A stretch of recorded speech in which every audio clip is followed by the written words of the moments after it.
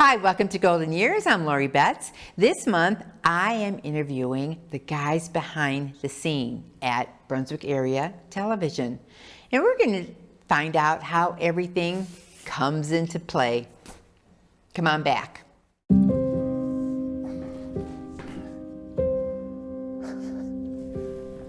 You are there for them. We are here for you. Find free care guides at aarp.org/caregiving. You're watching The Bat.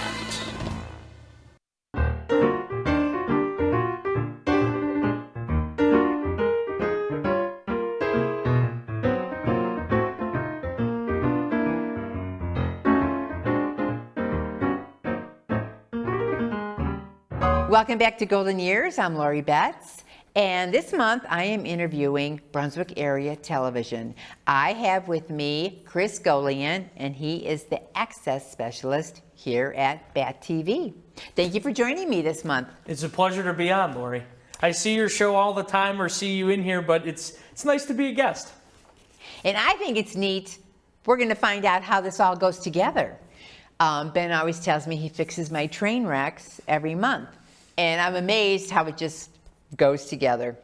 So what do you do here, Chris?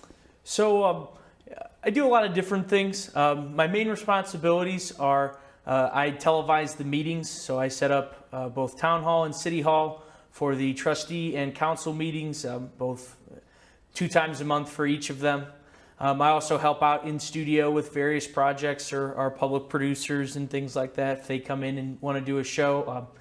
The other thing, one of my added responsibilities is I'm helping out a lot with our new venture in Brunswick podcasts. So obviously, Brunswick Area Television, in studio, cameras, podcasting, a little bit different, just audio, is a lot similar to sort of a radio interviewer, radio type show, but you're just not live. Can have it sort of on demand. Something new in the future, which is now.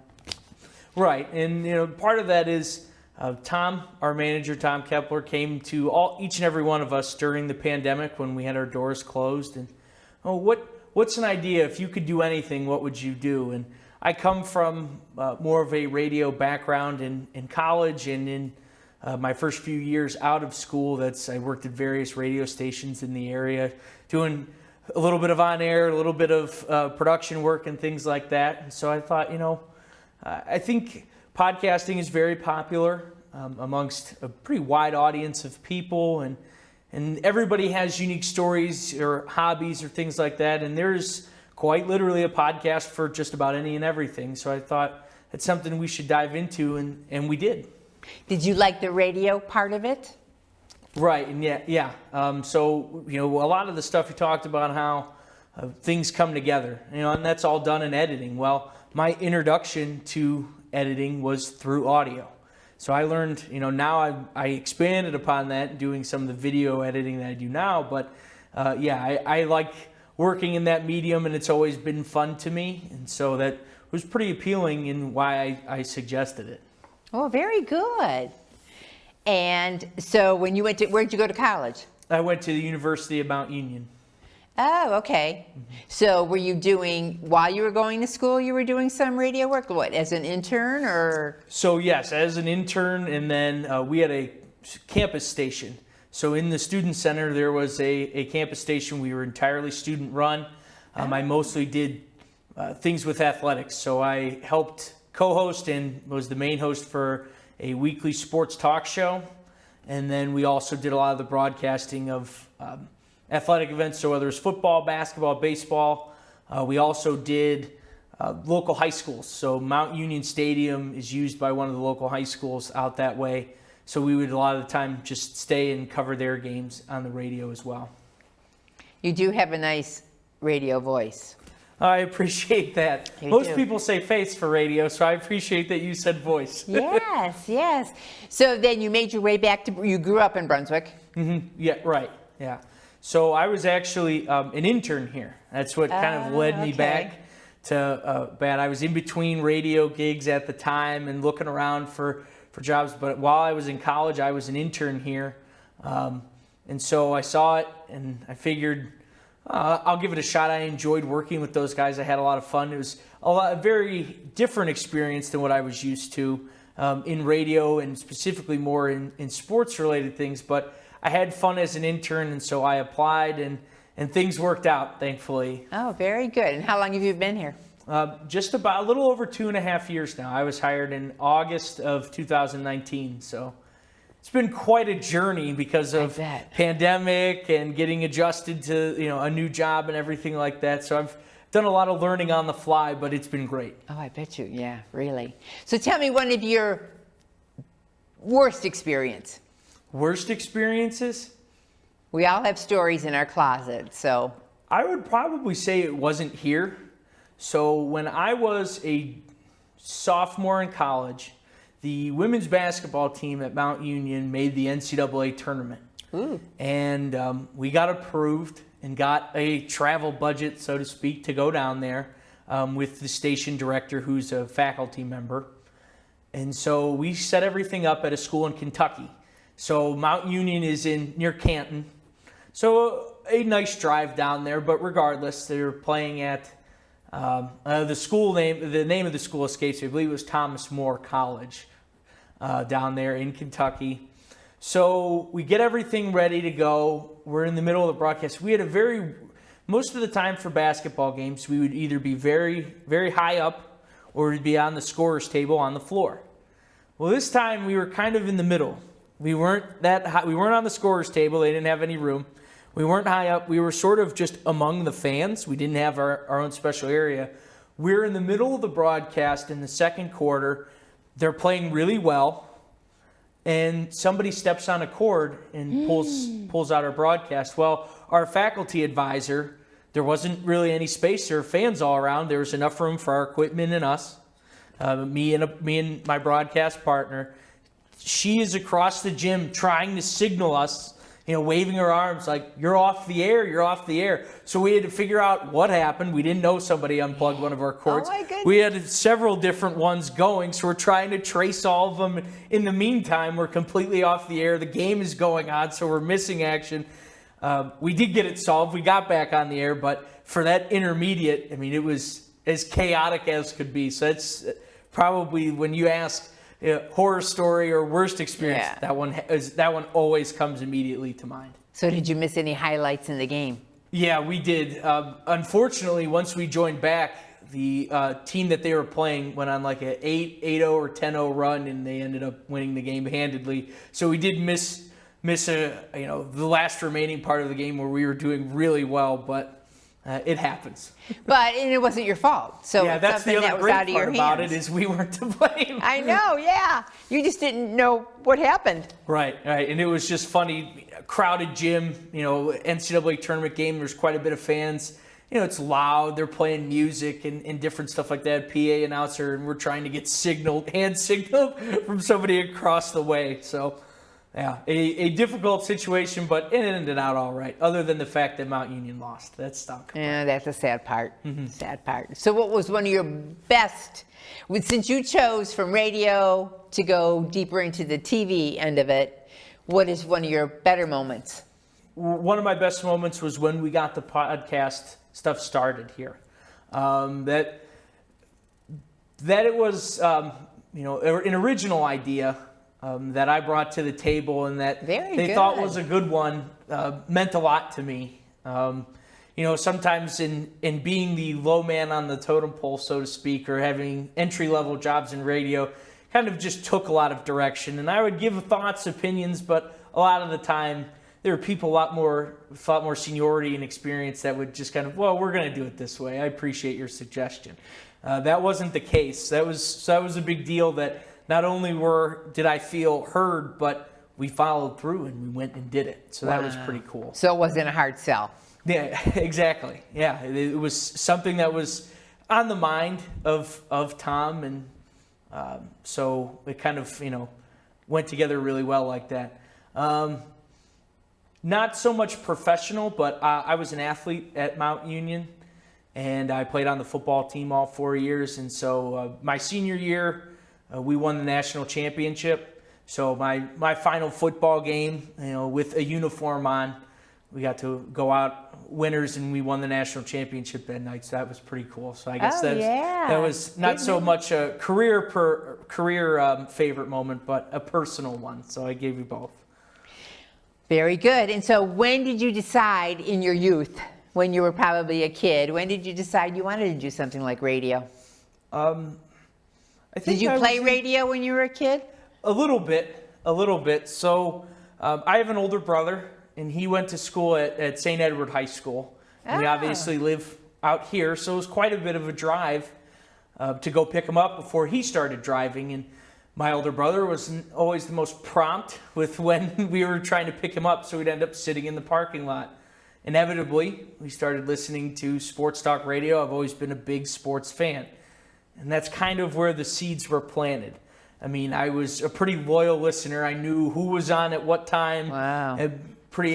Any time of the day for the most part. And I would try to call in, and sometimes, with a younger voice, would be like, go to bed, kid, stuff like that. So I was Yeah. like, one day I could be that guy, and I'll take anybody's calls, and so to speak. So that's kind of what got me started into radio, is just big passion for sports. And I like to talk. I like to tell stories, and I like to have a lot of fun. So I felt it was a natural progression for somebody like myself. Yeah, you have a good personality. Well, thanks. I know this is a senior audience, but what kind of suggestions would you give to someone if they're thinking about going into radio or TV? To just go for it. There, especially when you're in this sort of field or interested in this kind of field, you like to be creative, and you can always nitpick at a project, and I got to get this right, and once I get this part edited just the way, and that's good. There's nothing wrong with looking over and wanting things to look neat and orderly, but you don't want to get in your own way. So get started. The fortunate part of things, it doesn't matter who you are, whether you're a younger person or an older person, you have incredible technologies at your fingertips with simply just a cell phone. And you can be and create content or host a show, or if you're somebody who's passionate about really anything, it doesn't matter. It could be something related to history. It could be a hobby that you have. You have a unique perspective that nobody else has.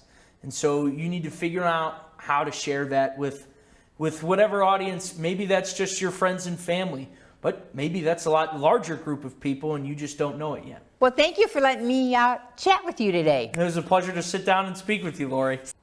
We're going to take a short break, and I am going to interview Ben, another guy behind the scenes. So come on back. Since the dawn of time, humans have worked tirelessly to better themselves. Through advancements both big and small, we have come to stand where we are today.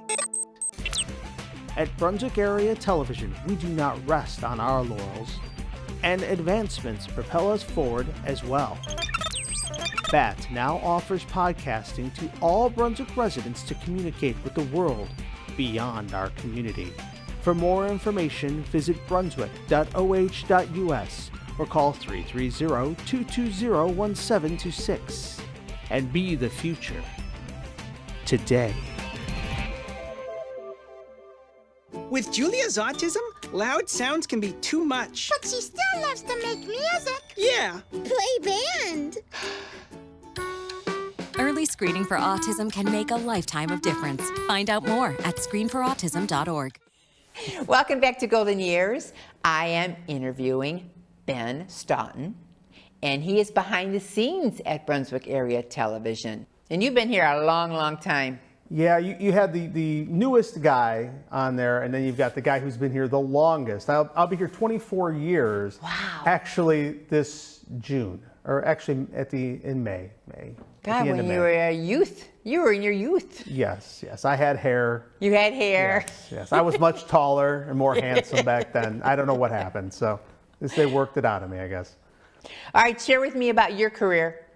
How did it begin? Well, I went to Brunswick High School. I took television courses at the high school. I took a bunch of other courses as well, but my favorite class was probably television production. We used to go and do all kinds of videos for the swim team and the football team and everything else.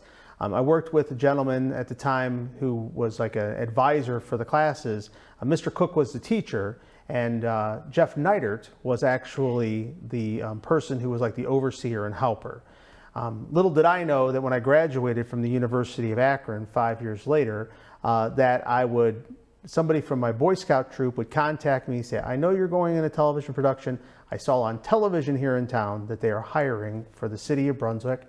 And I was wondering if you wanted to get your information in. So quickly, I called. It was the last day to get your stuff in, so I faxed in my resume. And so I ended up getting called in for an interview. And then I worked here for quite a long time with Jeff, who retired. And then Tom Kepler is now the manager of the facility here. Tom interned with us. He was very interested in sticking around and everything else. And he ended up staying on here and becoming the manager of the facility. And then we also have Ted, who does the website, and he also does production here. And then we have Chris, who's one of our newest guys here. So there's 4 of us here, and we are here to serve the community, and that's what we do. We're public servants, and that's what we do. And you guys are always out there. You have many, many programs that you offer to the city, to the businesses.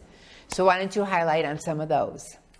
Well, we are a local access facility. So what that means is we are a free to use facility for anyone who lives here in Brunswick, Brunswick Hills Township, and outside the community. The only thing that we ask is if you are outside the community, that if you want to do a television program here, you do know somebody who will sponsor your program here in town. So if you're in Medina, you're in Wadsworth, you're in Hinckley, you're in Valley City, any of those places here in the area, you can have a show here. But you have to have somebody in town that will sponsor you. Now, sponsor you is not monetarily. It's sponsoring you by saying, hey, you know me, I live here in town. Support. And you can put your show on here, and I know the rules and regulations, and you're going to follow them. And we're going to do that, and everything's going to be great.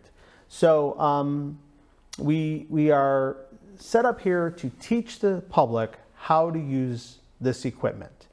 That's what we're here to do. So we will train you on how to use the cameras and the audio. And like Chris had said, you can come in and do a podcast. We can teach you how to do that.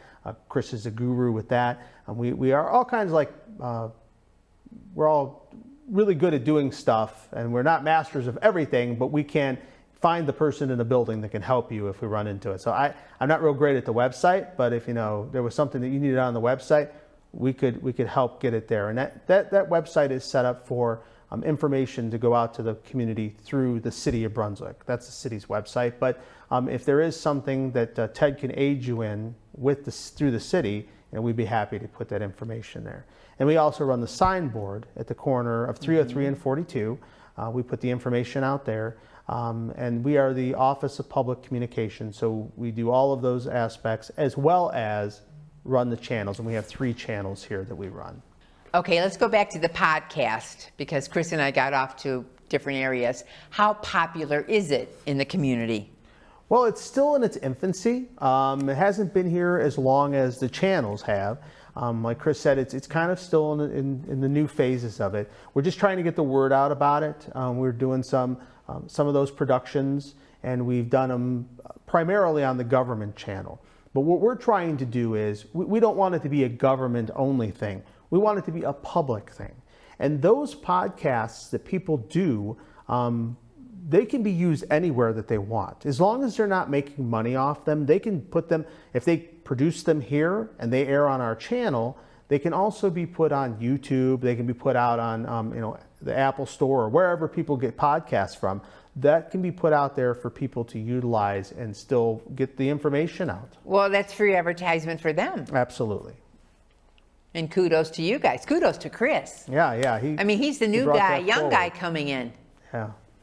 He wasn't afraid to step up and say, this is what we're thinking. And there was a lot of things that we talked about during the pandemic. My goals, dreams, and aspirations is to get some kind of radio reception here at the station, so that we can. We're partnering with a radio station out of Akron, the Summit. I don't know if you've heard of them. They're kind of like they're kind of like a radio station that's kind of like us. They're funded by people in the area and businesses to get the information out that they get out. It's an Akron-run radio station. It's a public radio station. So they do music and they do programming and everything else. So Tom and I were brainstorming on how can we get some new music here and how can we get new things to air under our bulletin boards. And so what we did is we contacted them and they said, sure, absolutely, we'd love for you to use us. We're having some audio issues now, so we are kind of still working that out. Tom is working with a company to get some new equipment so that we can get that radio station back on so that people can hear it. We had some equipment fail, and so we're in the process of repairing that. But once that's done, the summit will be back on our public access channel, and then people will be able to listen to the summit while they're home doing their stuff. So they'll be able to hear it underneath all of the bulletin board announcements that we have. So when you said that you invite people to come in and you will help them do a show, is that popular? Yes, it is. It's pretty popular. We have been around since 2002. We've been around actually longer than that, since 1986. But the public access side of it has only been around since 2002. When I say only, it sounds like it was last week. But no, it hasn't been around as long as the government channel. And we have shows that are still on today that started with us back in 2002. Wow. We have the churches in town. Many of them utilize our public access channel to put out their services and their masses and Bible studies and all of those things. Oh, wow. We have a lot of entertainment type shows that are on the channel, from movie host shows. We have a lot of Big Chuck and Little John inspired folks that are still doing some shows like that. So if you're missing those types of skits and conversations between movies and those things, we have them right here on Brunswick Area Television. They can be watched on the channel. They can be watched anywhere in the world on our on-demand site, which is bat.vivit.com. And then you can watch them there. So if people feel as if they can't get the shows here in town because they're not in town, they can watch them. They can watch them online. Sounds like you guys are a happening place. Well, and we hope to continue to be so. The pandemic kind of put a little bit of a roadblock in front of a lot of places. People are concerned about going back out and doing things, and people are concerned about going into places, and we were closed. We were basically closed to the public for well over a year, and we're still here and we're still working, and we worked the entire time. We had come up with ways to get our producers to get their shows to us. Many of them we had a drop box on the side of the building. They would drop DVDs off there and memory sticks and all these things. We had people who learned how to use transferring services through the internet so that they could send their files to us so that we could get them on. So we worked cohesively in this building to all of us sit down and brainstorm. I mean, how many meetings we had about how can we keep the station going? How can we keep it rolling? And then we were so busy during the pandemic just because all the meetings that people had access to were closed to the public. Right. So you couldn't go and sit down in a meeting and voice your opinion. So it was being done remotely then through WebEx, which is what we were utilizing to get those meetings out to the public so that people could know what was going on in our community when there's road projects happening, closures, and all of those things. Those were being done.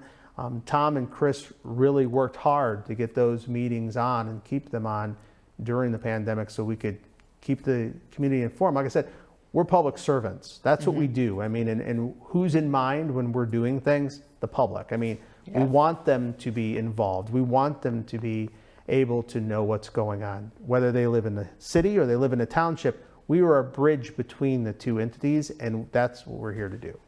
Okay, share with me one of your worst tapings. We used to do a show called the Holiday Concert Series. At one time, we ran the school channel as well. We have 3 channels now, the government channel, the public channel, the recreation channel, and we used to also be involved with the school channel. And at that time, we used to do, and I had just started here, it was like my first year, And we used to do a thing called the Holiday Concert Series. And we used to go out to all the elementary schools and the high school and the middle schools and shoot one of their holiday concerts, whether it was the band or the choir or whatever. And I went to, let's see, which school was it? It was Willits Middle School at the time. And I shot the entire show, was absolutely perfect, came back and forgot that I had the outdoor filter on, so everything was a little bit gray and dark. Didn't look great in the sodium lights in the gymnasium. And I came back and Jeff was here at the time, and I said, hey, you know, this looks so bad. I guess I'm going to have to figure out when I can go back and re-record this, because they had one more concert coming up. And it was during the day, it was during the classes, so it was a lot more congested than the nighttime one that I went to with the parents.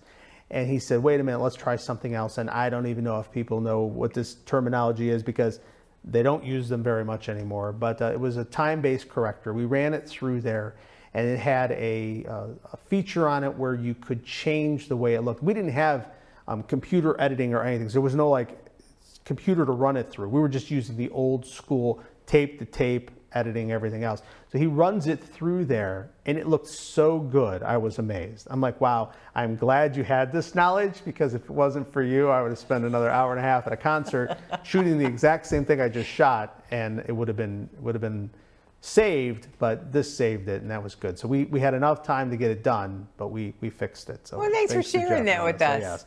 Yeah, it would have been a horrible show if it would have been, it looked like a shot in the dark. It wasn't real good, but that cleaned it up. It straightened it out. And what was your best show? Well, I don't know if I have a favorite, or a best. It's like saying, you know, well, which child's your favorite? Yeah, you can't. But I will say this: I like working with the public. When I first started working here, from 1998 until 2002, we didn't work with the public. We had an office at the high school, in the back of the high school, and we didn't interact with the public. We did meeting coverage, we did government access shows, we did recreation shows, we did school stuff, well, except for the holiday concert series, but that was only once a year, and that was a whirlwind. They all were happening at the same time. So that was like 2 weeks of complete run from school to school and record as many of these things and get them edited before Christmas break as you could.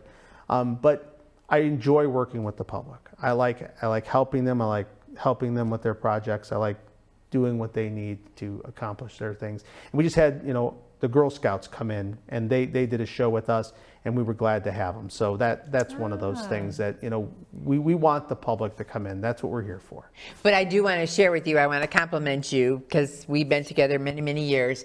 You have always made it easy for me, the host, to interview people. Mm-hmm. You would give me suggestions, you know, what to say, what not to say, and you just make it look so smooth. And like I've always said, you always corrected my train wrecks. Well, that's what we're here to do. And I don't care what your age is. I don't care what your skill level is. I don't care if you've never touched anything before or you've touched every piece of electronic equipment in the world and you can do it.